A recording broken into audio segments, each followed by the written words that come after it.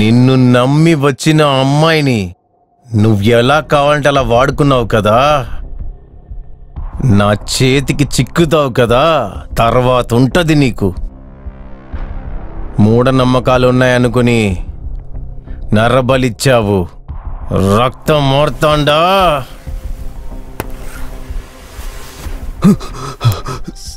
Sir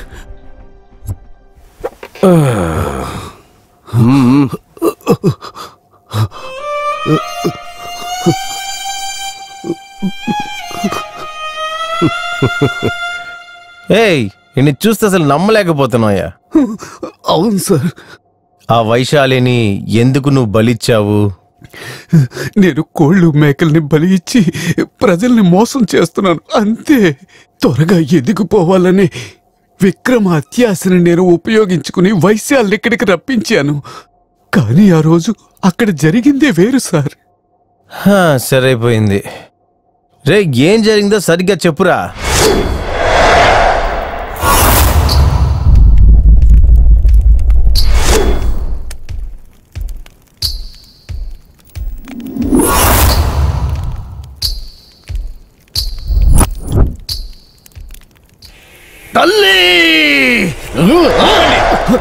ఏంటి?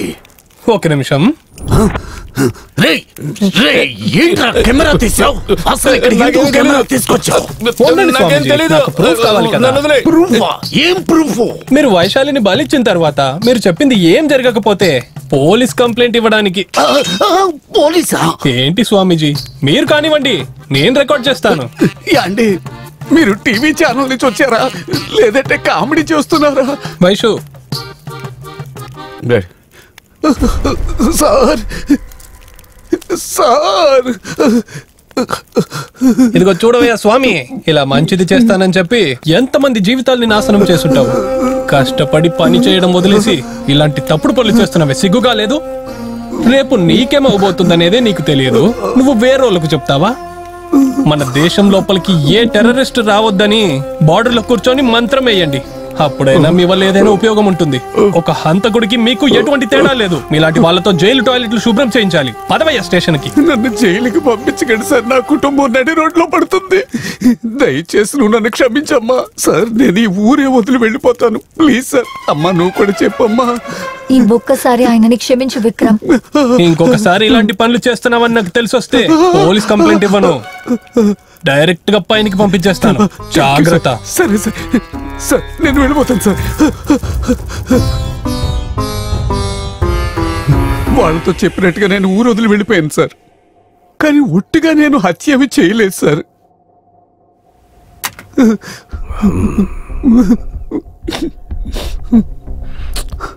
సరే, కాసేపు నువ్వు బయట ఉండి పిలుస్తాను. సరే సార్, వస్తాను సార్.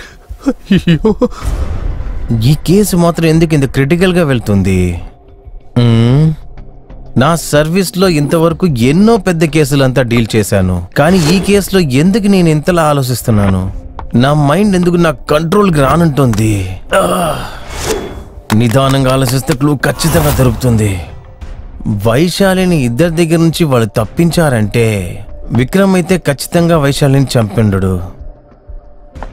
అలా అయితే వైశాలిని చంపేసింది ఎవరు? వైశాలిని తన కూతుర్లా చూసుకునే మంగళ ఎందుకు హత్య చెయ్యాలి?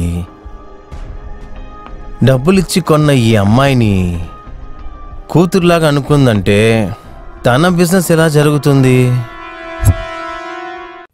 లేదు సార్, బాధపడకండి, అలాంటి పని జరగదు. నిజం చెప్పాలంటే మేము ఏ కస్టమర్ ఇంటికి పంపము. కావాలంటే నేను మీకు కొన్ని ఫొటోస్ ని సెండ్ చేస్తాను. అందులో మీకు ఏ అమ్మాయి కావాలో మీరు సెలెక్ట్ చేస్తే ఆ అమ్మాయిని మా అబ్బాయిలు మీరు ఉండే చోటికే తీసుకొస్తారు. ఓకే? అలానేం కాదు, అది కరెక్టే, కానీ డే అయితే అటు ఇటు అడ్జస్ట్ చెయ్యొచ్చు. కానీ రాత్రులు కొంచెం కష్టమే, ఎందుకంటే వైశాలి ఇంట్లో ఉంది. పర్వాలేదు, వదిలే. అడ్రస్ పంపిస్తాను, కొంచెం త్వరగా పంపించు. Okay sir. రామా, వైషు, ఇంత పొద్దున్నే ఎక్కడికి వెళ్ళొస్తున్నావు? అక్క, నేను మీతో ఒక విషయం చెప్పాలి. చెప్పు వైషు. నేనొక అబ్బాయిని ప్రేమిస్తున్నాను. తనకి నేను ఇక్కడ ఉండడం ఇష్టం లేదు. అయితే కాబట్టి నేను వేరే రూమ్ చూసుకొని ఇక్కడ నుంచి వెళ్ళిపోతాను. ఒకడితో తిరిగేటప్పుడు నీ ఇంటి కష్టాలు గుర్తు రాలేదా? కానీ నేను నలుగురితో పడుకోమంటే నేను అలాంటిదాన్ని కాదు, అలా ఇలానేదో మాట్లాడావు. ఏంటి అలా చూస్తున్నావు? ఆ రోజు నువ్వంత ఏడిచావు కాబట్టే అయ్యో పాపం పల్లెటూరు అమ్మాయి ఎమోషనల్ గా మన దారికి రప్పించుకోవడానికే నేను నా కూతుర్లా అనుకుని నేను నాటకం ఆడాను. నేను ఇన్ని రోజులుగా ఈ పనిలో ఎందుకు చేయనివ్వలేదో తెలుసా? నువ్వు లోకల్ ఫిగర్వి కాదే, నేషనల్ ఫిగర్.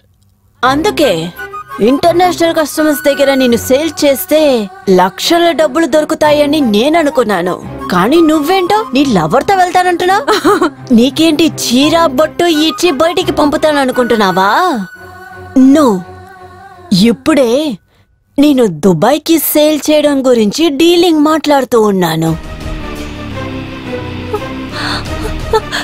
విక్రమ్, నన్ను వదలండి. రూమ్ లో చెయ్యండి.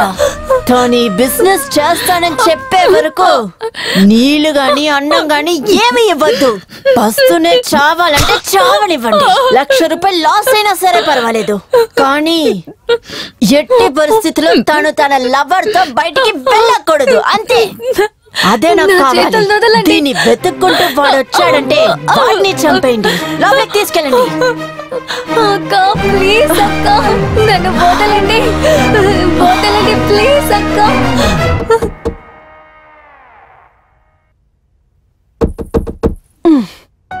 ఇదిగో విను వైశాలి, నేను చెప్పేది జాగ్రత్తగా విను.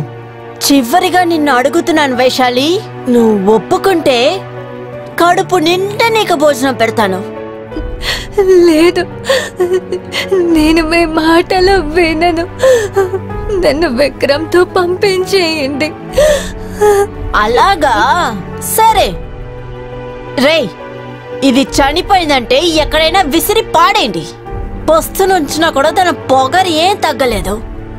ఎక్కడి నుంచి వచ్చిందో ఛే.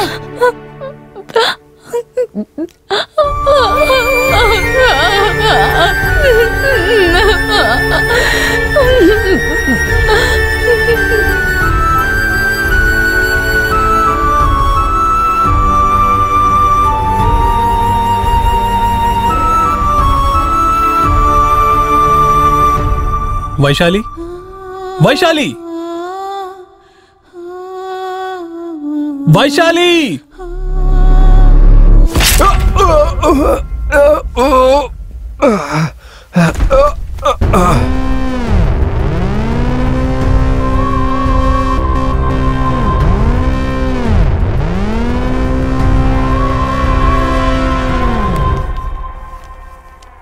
ఏయ్, ముందు నిన్ని పట్టుకొచ్చి లోపల వెయ్యాలే. నువ్వెక్కడన్నా ఉండు, నేను నిన్ను వదలను.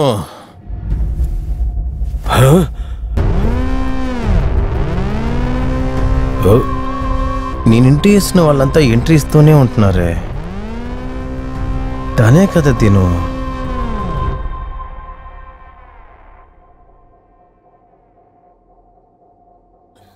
అది నేనే సార్, ఆ రోజు మేకప్ వెయ్యలేదు.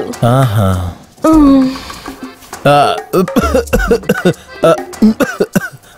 మ్యాటర్కి రండి.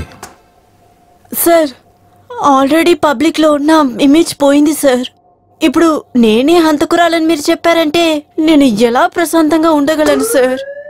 చెప్పాలంటే వైశాలి చావుకి నాకు ఎటువంటి సంబంధం లేదు సార్. ఎందుకంటే తన్ని నేను నా కూతుర్లా చూసుకున్నాను సార్.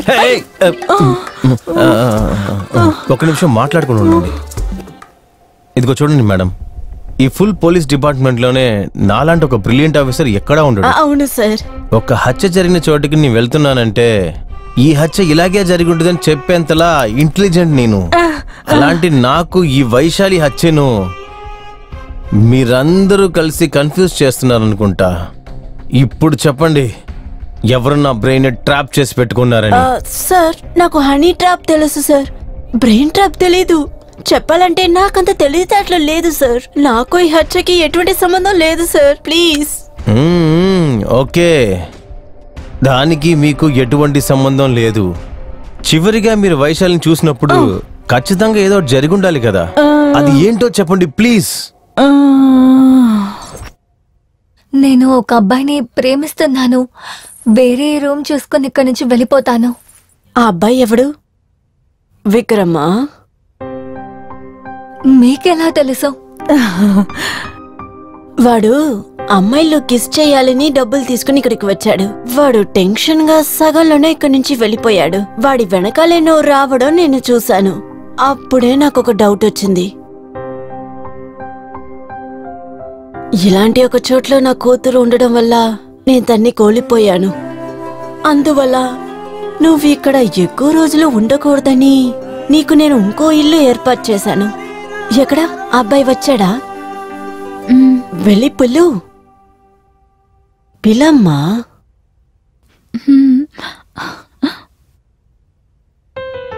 నమస్తే అమ్మా. నమస్తే బాబు. బయట అబ్బాయిలతో మాట్లాడుతున్నప్పుడే విడిపోయే కాలంలో వైశాలి ఇలాంటి ఒక చోట్ల ఉంటుందని తెలిసినా సరే తన్ని అర్థం చేసుకుని నువ్వు తనతోనే ఉన్నావు కదా. ఇందులోనే నువ్వు ఎంత మంచోడువో తెలుస్తుంది. నా వైశాలిని జాగ్రత్తగా చూసుకో, సరేనా? 1 సెకండ్. ఇది నేను కష్టపడి సంపాదించి ఒక చిన్న ఇల్లు కట్టుకున్నాను. ఇంక నుంచి మీరిద్దరూ అక్కడే ఉండాలి. మీరు కూడా మాతోనే వచ్చేయండి. లేదమ్మా, నా పేరే పవిత్రమైనది, కానీ నేను చేసే పని నీచమైనది. మీరిద్దరూ నాతోనే ఉంటే ప్రజలందరూ వేరేలా మాట్లాడతారు. కీ తీసుకో బాబు.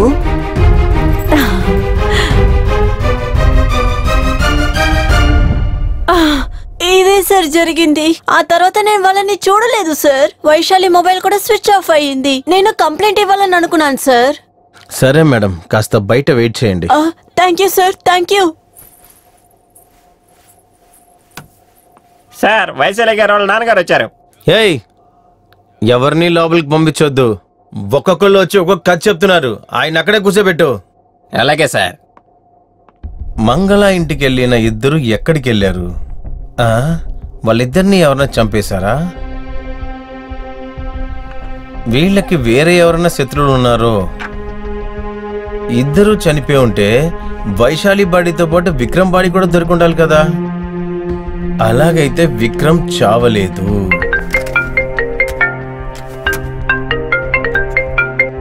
Hello sir, Vikram mobile on అయింది. ఒక రిసార్ట్ నుంచి సిగ్నల్ వచ్చింది. ఇమీడియట్ గా లొకేషన్ షేర్ చేయి. Okay sir.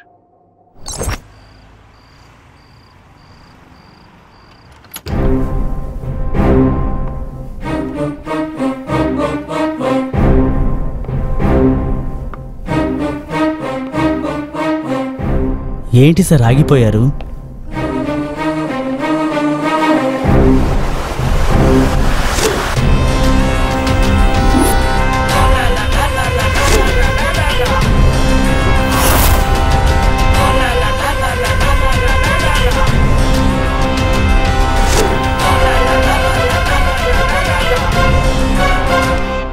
వాడేంటి సార్, వాణ్ణి హీరో చేయాలని నేను కథ రెడీ చేస్తే తనతో పాటు నన్ను చంపేయాలని చూస్తున్నాడా? నన్నే మోసం చేస్తావా? ఇప్పుడు నేను నిజం చెప్తున్నాను సార్, వైశాలిని చంపింది వీడే సార్. స్టేషన్ లో టెన్షన్ చేసినట్టు ఇక్కడ టెన్షన్ చేయొద్దు. నన్ను వాడినేసే ముందే నిన్ను వేసేస్తాను. చెత్త నా కొడక. కేవలం హత్యే కాదు, రేప్ కూడా జరిగింది. నేను చూడలేదు సార్. అవును, వీడికి మేము ఏం ద్రోహం చేసామని మమ్మల్ని టార్గెట్ చేస్తున్నాడు? ఇన్స్పెక్టర్, ఏంటయ్యా ఇతను సైకోలాగా ప్రవర్తిస్తున్నాడు? ఎంతమంది మీద టార్గెట్ పెట్టుకున్నాడు? వాడు సైకోని ఇప్పుడే తెలిసిందా మీకు? ఈ కేసు ఇన్వెస్టిగేషన్ స్టార్ట్ చేసినప్పుడు తెలిసిపోయింది వీడు సైకో అని. వీడిని మాత్రం ఊరికే వదలను నేను.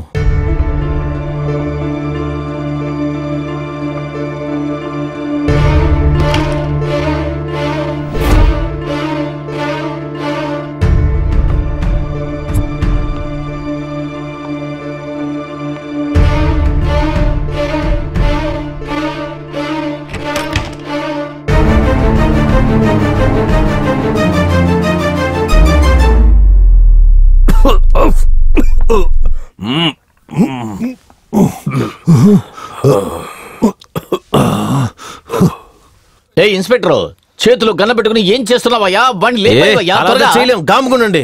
ఎందుకు కుదరదు? షూట్ చేయి, ఏదైనా జరిగితే నేను చూసుకుంటా. వాడు గంజా ఎలా తాగేసి పట్టుకున్నాడో చూడండి. అంత త్వరగా అంతా లెగడు, ఊరికే ఉండండి. ఎవరా మీరంతా? కూతుర్ని ఎందుకురా చంపావు? నీకేమరా ద్రోహం చేసింది? ఎవరమ్మాయి? ఎవరా నువ్వు? రేయ్, మీరు సంతోషంగా ఉండాలనే కదా నా ఇల్లు మీకు ఇచ్చాను. ఏ ఇల్లు? ఎవరమ్మా నువ్వు? నిన్ను నేనేదో కోళ్ళని మేకల్ని బలిచ్చి నా జీవితాన్ని గడుపుకుంటున్నాను. నన్ను హత్య కేసులో ఇరికించావు. నిన్ను అసలు ఎవర్రా మీరంతా? వదలరా నన్ను. మర్యాద అంతా పోగొట్టేసావు కదరా. ఆగవయ్యా. ఏ విక్రమ్, నువ్వు కమల్ హాసన్ లాగా యాక్ట్ చేయి మాక. నువ్వు ఎలాంటి ఒక క్రిమినల్ అని నాకు బాగా తెలుసు. నిజం చెప్పు, నీ గర్ల్ ఫ్రెండ్ ని చంపేసి దాంట్లో వీళ్ళని ఎందుకు ఇన్వాల్వ్ చేసావు? ఇటు చూడండి, మీరు ఎవరి గురించి మాట్లాడుతున్నారో నాకు తెలియదు.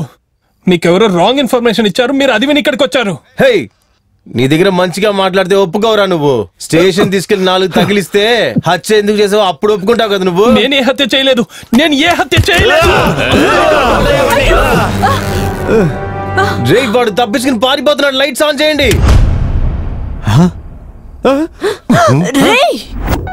ఏ విక్రమ్, చూడు, ఇది పోలీస్ గన్ లోడింగ్ లో ఉంది. తమాషా చేయమాక. మీకు నేను ఎన్నిసార్లు చెప్పాలి? నేను ఏ హత్య చేయలేదు. నేను చెప్పేది అర్థమవుతుందా మీకు? ఇన్స్పెక్టర్, అందరిని బయటికి వెళ్ళమని చెప్పండి, లేకపోతే. రే విక్రమ్, నువ్వు చేసే చాలా పెద్ద తప్పురా. నువ్వు మాట్లాడుకుంటా.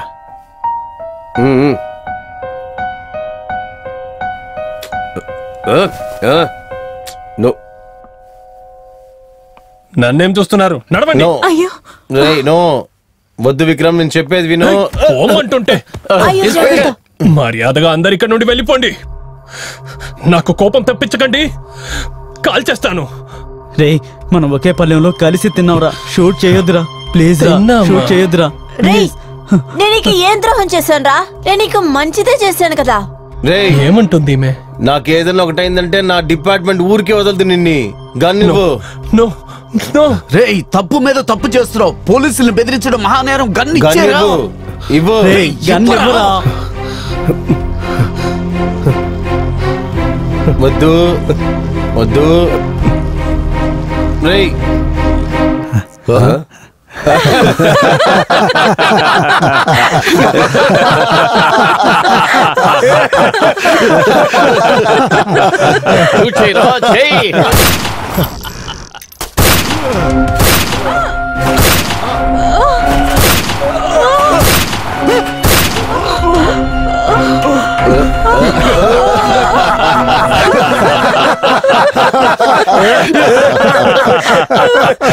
అయ్యో అయ్యో.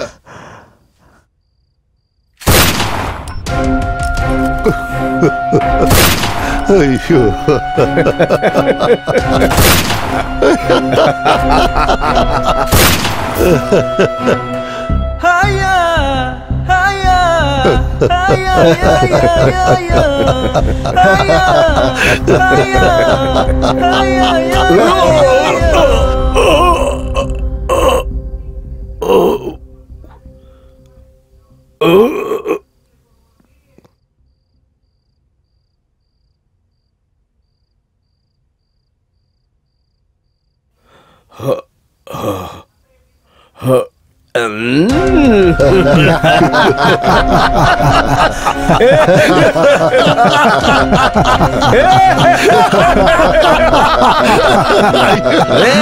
నువ్వు ఎన్నిసార్లు షూట్ చేసినా మేము ఎవరు చావరా. నువ్వు నీ మనసులో మేమందరూ చనిపోవాలనుకుంటే మాత్రమే సస్తాము. ఎవర్రా మీరంతా?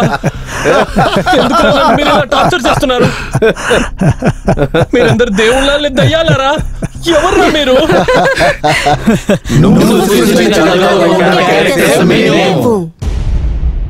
క్యారెక్టర్సా?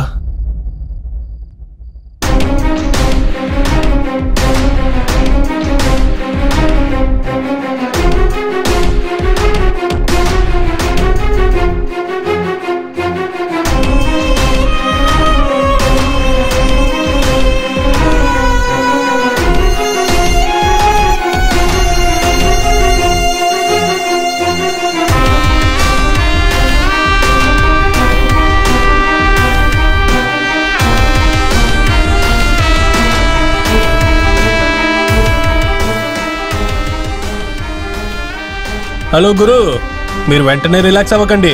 క్లైమాక్స్ ట్విస్ట్ ఇంకా బాకీ ఉంది. చక్కగా కూర్చో, డిస్కస్ చేద్దాము.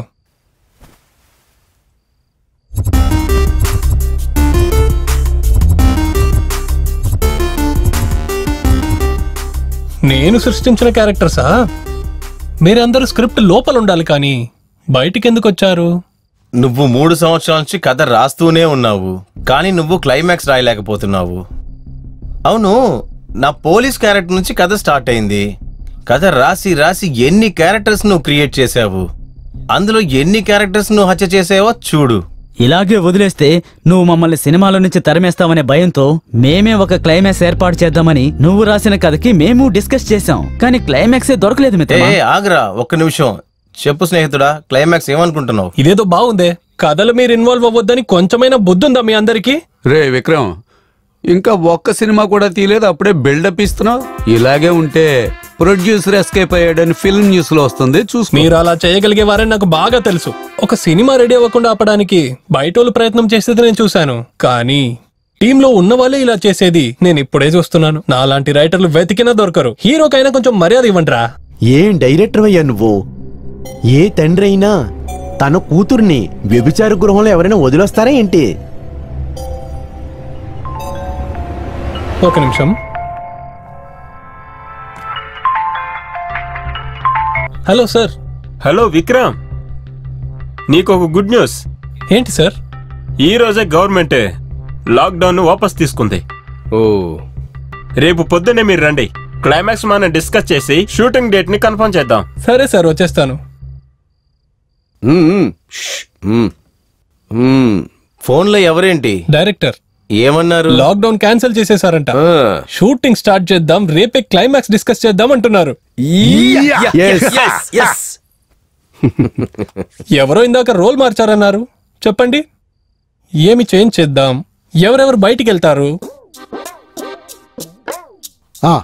నా క్యారెక్టర్ లేకుండా చేస్తాడు. సారీ సార్, మీరిప్పుడు దిగుల్లో ఉన్నారు. కావాలంటే మీ కాళ్ళు పట్టుకుంటాను సార్. కళాకారులు కాళ్ళు పట్టుకోవద్దు, కళకి మర్యాద ఇవ్వండి చాలు. రైటర్ డైరెక్టర్ ఏం చేయబోతున్నారో మీరు అర్థం చేసుకోవాలి.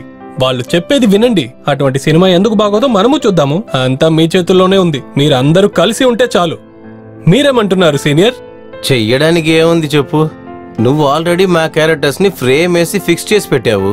కొంచెం కూడా మార్పు చేయకుండా ఆ ఫ్రేమ్ లోకి వెళ్ళి ఫిక్స్ అయిపోతా నేను. రండి వెళ్దాం.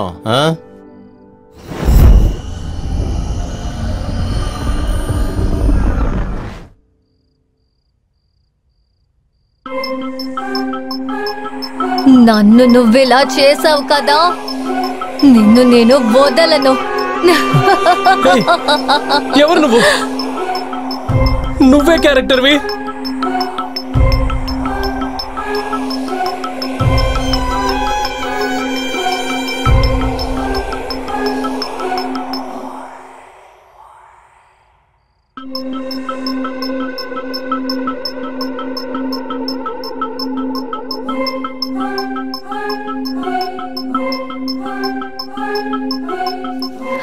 నిన్ను ప్రేమించిన అమ్మాయిని చంపేసి ఆ కథని సినిమాగా మార్చబోతున్నావు కదా. నీ చావుకి నీ కథకి నేను కారణం కాదు.